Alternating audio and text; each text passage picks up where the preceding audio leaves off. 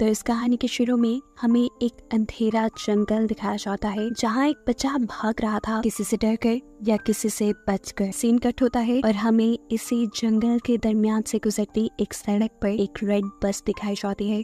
थोड़े ही आगे जाने पर इस बस को एक दरख्त की वजह से अपना रास्ता ब्लॉक मिलता है, इसलिए इस बस ने एक दूसरा रूट ले लिया।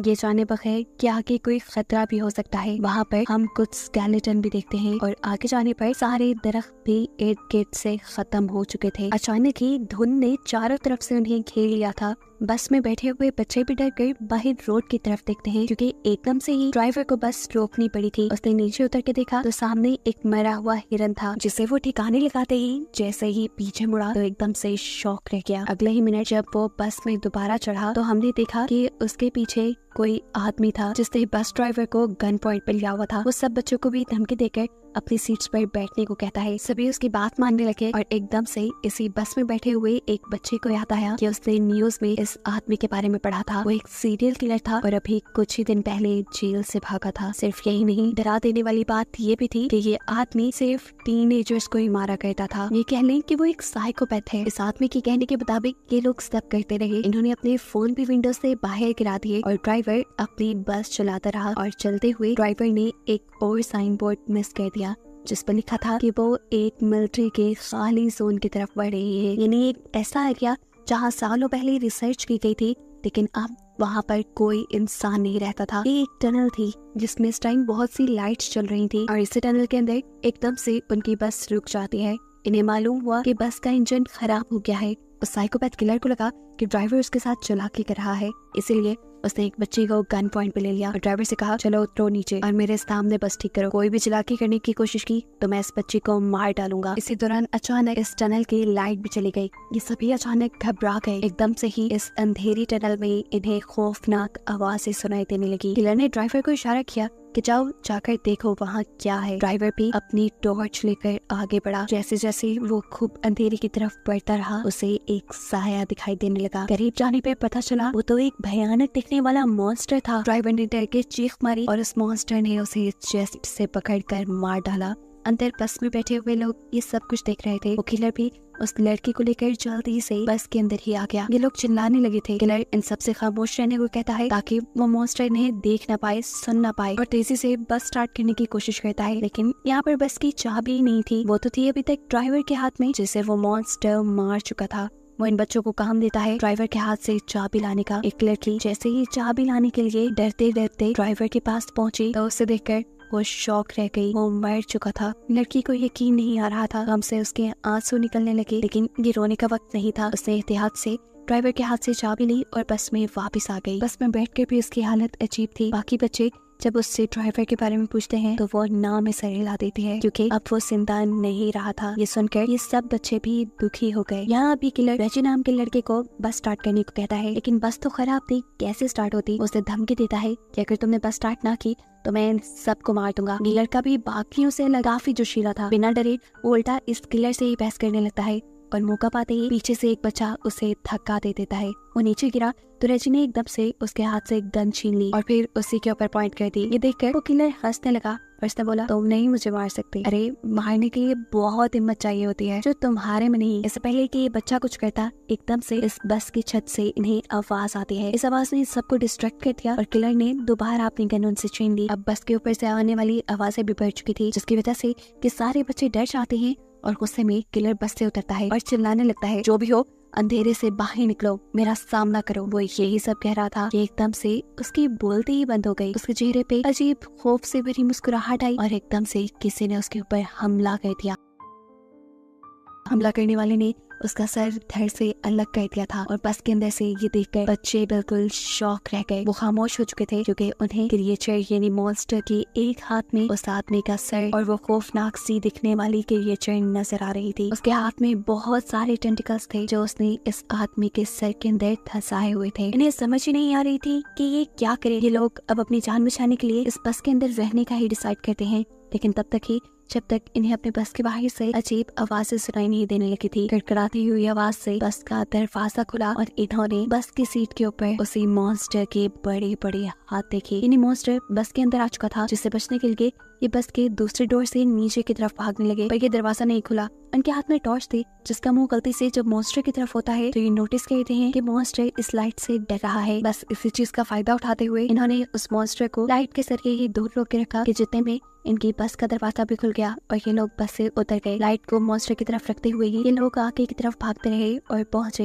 एक बंकर के अंदर। इस बंकर के अंदर एक रूम भी था जिसपे इस पूरी जगह का एक मैप बना हुआ था, जिसे देखकर ये पता चलाते हैं कि ये एक मिलिट्री बेस है। और अगर ये एक मिलिट्री बेस थी तो यहाँ पर लाइट भी हो सकती थी और कंट्रोल पैनल भी हो सकता था। और अगर इन्हें उस मॉन्स्टर से बचे रहना था तो किसी तरह इन्हें वो कंट्रोल पैनल ऑन करना था जिससे यहाँ की लाइट चल जाए और वो मॉन्स्टर इनसे दूर रहे। और फाइनली ये लोग बच के जा पाए। ये लोग कंट्रोल पैनल को ढूंढकर उसे ऑन करने का डिसाइड करते हैं। मैप को रखकर ये एक पूरा प्लान बनाते हैं और सोचते हैं कि आखिर कहाँ पर वो कंट्रोल पैनल हो सकता है। नोलन और इसका साथी पावर पॉइंट को ढूंढने के लिए चले जाते हैं, जबकि यहाँ पे बैठे हुए ये तीनों अजीबोगरीब तरीके से अपना टाइम पास कर रहे थे। अब कोई नहीं इन दोनों लड़कों से कहती है मुझे वॉशरूम जाना है। अकेले वो जा नहीं सकती थी क्योंकि उसे डर लग रहा था, इसीलिए रेजी उसके साथ चला गया। रेजी उसे बातों में तंग किया जा रहा था, इसीलिए अब क्वीनी उसे कोई जवाब नहीं दे रही थी। काफी देर हो गई, क्वीनी उसकी तरफ जब मुड़ी नहीं तो उसे कुछ अजीब लगा, इसलिए फाइनली उसने पीछे मुड़कर देखा तो वहाँ क्वीनी थी ही नहीं। उसके तो होश ही उड़ गए। जोर जोर से चिल्लाते हुए वो यहाँ वहाँ क्वीनी को ढूंढने लगा। उसके दूसरे दोस्त को भी ये बात पता चल गई कि क्वीनी गायब है। ये लोग इस पूरे एरिया में क्वीनी को ढूंढने लगे और आखिर एक ऐसी जगह पहुँचे जहाँ इन्हें क्वीनी दिख गई। लेकिन इस वक्त क्वीनी के ऊपर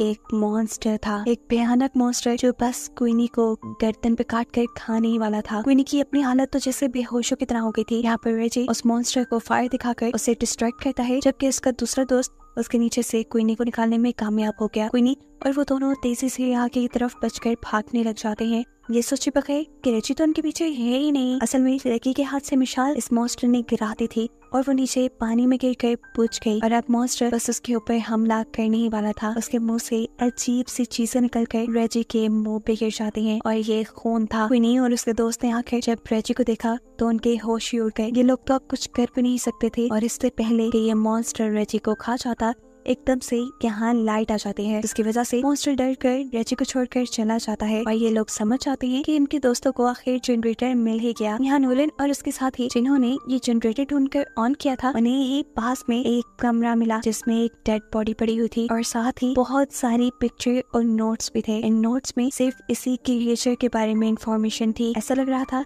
कि जैसे किसी ने इस क्रिएचर के ऊपर बहुत रिसर्च की है और फिर जैसे वो इसको मारने में कामयाब नहीं हो पाया। खैर ये सब पढ़ना इनका पॉइंट नहीं था। इनका पॉइंट था कि ये जल्द ही सेफली इस कार से निकल जाए, इसीलिए ये पीछे की तरफ मुड़ते हैं तो इन्हें दूर से एक अजीब सा शैडो दिखाई देता है। ये दोनों डर गए, इन्होंने सांस तक रोक लिया क्योंकि आने वाला मॉन्स्टर भी हो सकता था। पर मालूम हुआ कि ये कोई मॉन्स्टर नहीं बल्कि उसके तीनों साथी थे, जिनको देखकर ये खुशी से उनके पास चले गए। ये खुशी सिर्फ एक पल की थी क्योंकि अगले ही पल उन्होंने क्वीनी की गर्दन पे एक निशान देखा।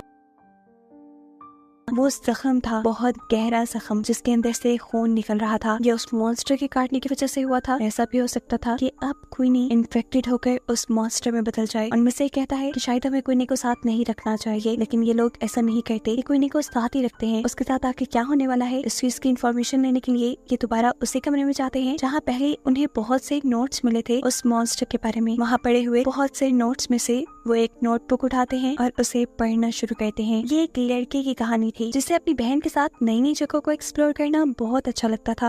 और ऐसे ही ये लोग एक दिन एक्सप्लोर करते करते इस मिलिट्री बेस तक आ गए। वो लड़का जिसने ये कहानी लिखी थी वो यहाँ के मैप को गौर से देखता रहा और पीछे ही रह गया, जबकि उसकी बहन आगे आगे बढ़ती रही और एकदम से वो शॉक हो गई जैसे उसे टनल के अंदर कोई अजीब चीज नजर आई हो। पीछे जो उसका भाई खड़ा था वो जैसे ही उसकी तरफ देखता है तो अब बहुत देर हो चुकी थी। टनल के अंदर से चीखने चिल्लाने की आवाज आ रही थी। इससे वो खुद भी डर गया और अंदर जाकर अपनी बहन को बचाने के बजाय वो जंगल की तरफ भागने लगा ताकि वो अपनी जान बचाकर यहाँ से जा सके। ये वही सीन है जो हमने मूवी के स्टार्ट में देखा था। इस टाइम ये बच्चा तो यहाँ से चला गया, लेकिन अब उसके दिमाग में ये इंसिडेंट रह गया था। उसके दिल में ये बात रह गई थी कि उसकी लापरवाही की वजह से उसकी बहन मारी गई और अब वो उस चीज से बदला लेना चाहता था जिस चीज ने उसकी बहन को मारा था। सालों गुजरने के बावजूद भी वो कुछ नहीं भूल पाया। उसने इस मॉन्स्टर के ऊपर रिसर्च की, उसके बारे में एक एक चीज पता चलाई और फिर प्लान किया कि कैसे वो इस मॉन्स्टर को मार सकता है। उसने मॉन्स्टर को मारने के लिए एक मशीन तक बना डाली थी लेकिन इससे पहले कि वो मॉन्स्टर को मार पाता, उसकी बुरी किस्मत के मॉन्स्टर ने उसके यहाँ होने का पता चला लिया और उसे ही मार डाला। उसी के बनाए नोट से ये लोग ये भी पता चला पाते हैं कि वो मॉन्स्टर जिसके ऊपर हमला कर लेता है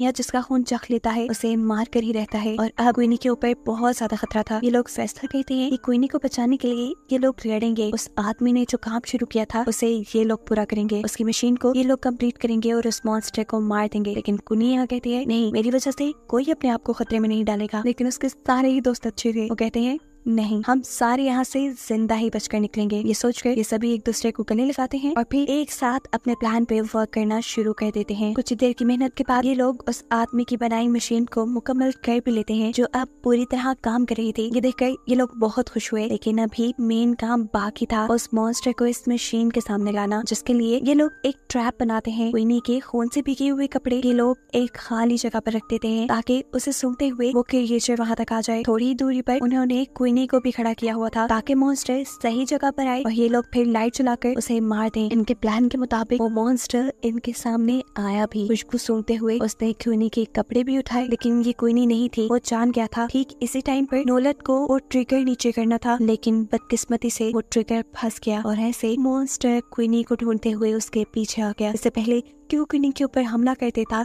ठीक वक्त पर वो लोग उस मशीन का ट्रिगर ऑन कर देते हैं और बहुत सारी लाइट उस मॉन्स्टर पे पड़ने पर मॉन्स्टर क्वीनी को छोड़ देता है। क्वीनी और उसकी दूसरी साथी तेजी से भागते हुए टनल से बाहर निकल आते हैं और यहाँ बेकी का साथी तेजी से भागते हुए उस मॉन्स्टर के पेट में स्टैब कर देता है। लेकिन इनकी बदकिस्मती कि उनके इस वार ने मॉन्स्टर का कुछ नहीं बिगाड़ा था। अब इन लोगों के पास बस यही हल था कि ये लोग अपनी जान बचाकर यहाँ से भागे। हाथों में मशाल लिए ये लोग बाहर की तरफ भागने लगते हैं, लेकिन अब मॉन्स्टर इनके पीछे पीछे था। दोनों लड़कियां तो कब की टनल से बाहर निकल गई थी। टनल से बाहर निकलते ही उन्होंने सुकून का सांस लिया और पीछे देखा जहाँ अभी तक उनके दोस्त नहीं आ रहे थे और अब उनके सामने मॉन्स्टर भी खड़ा था। डर से ये लोग कांपने लगे, लेकिन मॉन्स्टर बाहर नहीं आया क्योंकि बाहर रोशनी थी। इतने में ही पीछे हम उन तीनों लड़कों को भी देखते हैं जो अब इस मॉन्स्टर के करीब आकर पीछे से उसे आग लगाकर टनल से बाहर आ गए। वो मॉन्स्टर आग में जल गया और फाइनली इनका प्लान सक्सेसफुल रहा। इन्होंने उस मॉन्स्टर को मार दिया था। इन सब की जान बच गई थी, ना सिर्फ अपने लिए, इन्होंने यहाँ आने वाले आगे सभी लोगों के लिए खतरा खत्म कर दिया था। इसीलिए ये बहुत खुश थे। कहानी के आखिरी सीन में ये बच्चे अपने ड्राइवर को याद करते हैं जिसने इनसे एक पहेली पूछी थी कि वो ऐसी क्या चीज है जो हर मुसीबत से हमें बाहर निकाल देती है। उस टाइम तो इन्हें इस पहेली का जवाब नहीं आया था, लेकिन अब ये लोग समझ गए थे कि वो चीज हिम्मत है जो किसी भी इंसान को किसी भी मुश्किल से बाहर निकाल देती है। मरते हुए भी ड्राइवर इन्हें बहुत बड़ा सबक दे चुका था जो इनकी लाइफ में बहुत काम आने वाला था। और बस यही बताते हुए ये कहानी यहाँ खत्म हो जाती है।